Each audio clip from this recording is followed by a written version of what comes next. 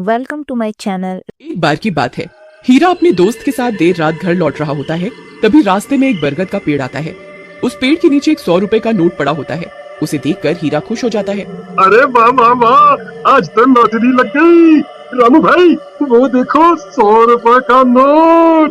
फिर हीरा वो पैसे उठा लेता है। तभी उन्हें पेड़ में से अजीब सी आवाज आती है। फिर वो जैसे ही ऊपर की ओर देखता है तो उन्हें पेड़ पर एक 2000 का नोट लगा हुआ दिखाई देता है। अरे रामू वो देख, इस पेड़ पर तो 2000 का नोट लगा हुआ है। मुझे तो यकीन ही नहीं होता भाई। भाई क्या पता ये पेड़ सच में पैसे देने वाला पेड़ हो। एक काम करो, तुम जल्दी से पेड़ पर चढ़ जाओ और वो नोट तोड़ कर ले आओ। फिर वो 2000 का नोट तोड़ने के लिए पेड़ पर चढ़ जाता है और कुछ ही देर में वो नोट तोड़ लेता है। रामू भाई ये नोट तो बिल्कुल असली है। अरे वाह वाह वाह, आज तो मजा ही आ गया। चलो भाई अब जल्दी से नीचे आ जाओ, कहीं कोई हमें नोट तोड़ते हुए ना देख ले। अब तो हम पार्टी करेंगे। अरे हीरा भाई कहाँ रह गए? जल्दी नीचे आओ, कोई हमें देख न ले। अरे हीरा भाई कहाँ रह गए? नीचे क्यों नहीं उतर रहे?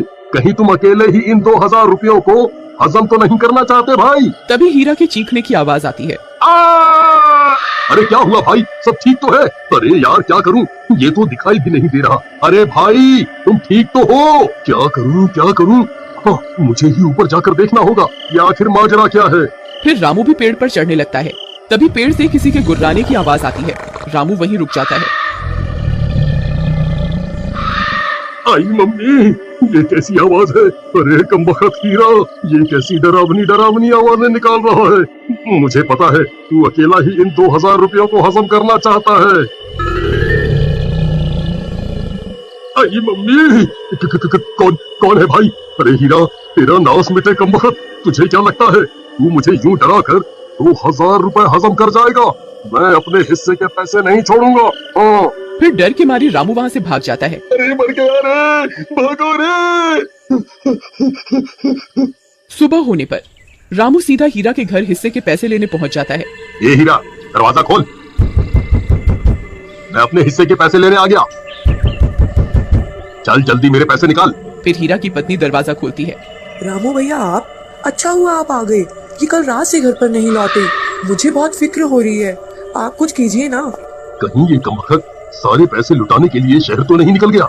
नहीं नहीं, हीरा एक नंबर का कंजूस है। वो इतने पैसे खर्च करने वालों में से नहीं है। जरूर कुछ गड़बड़ है। राधा बहन चलो मेरे साथ। फिर रामू राधा को अपने साथ लेकर उस बरगद के पेड़ के पास पहुंच जाता है। राधा बहन हम रात को इसी रास्ते से आ रहे थे, तब हमें इस पेड़ पर 2000 रुपए का नोट लगा हुआ दिखाई दिया। उसे तोड़ने के लिए हीरा ऊपर चढ़ा था लेकिन वापस नहीं आया। तभी कुछ गांव वाले भी वहां पहुंच जाते हैं। फिर रामू सबको पैसों की बात बताता है। अरे भाई हरिया, जरा पेड़ पर चढ़कर तो देख, हीरा भाई वहाँ है या नहीं? फिर हरिया पेड़ पर चढ़ जाता है और बहुत देर ढूंढने पर भी उसे हीरा का कोई नामो निशान नहीं मिलता। भाई यहाँ ऊपर कोई आदमी नहीं है। ये कैसे हो सकता है? हीरा तो नीचे भी नहीं उतरा। फिर हीरा गया तो गया कहाँ? कहीं वो चुड़ैल उसे खा तो नहीं गई जो रात को अजीब अजीब सी आवाजें निकाल रही थी? फिर सब गांव वाले वहां से चले जाते हैं और राधा रोने लगती है। जी आप कहाँ चले गए जी? अब मैं आपको कहाँ ढूंढूं? तुम रो नहीं बहन, हीरा जरूर मिल जाएगा। हम रात होने पर यहाँ दोबारा आएंगे।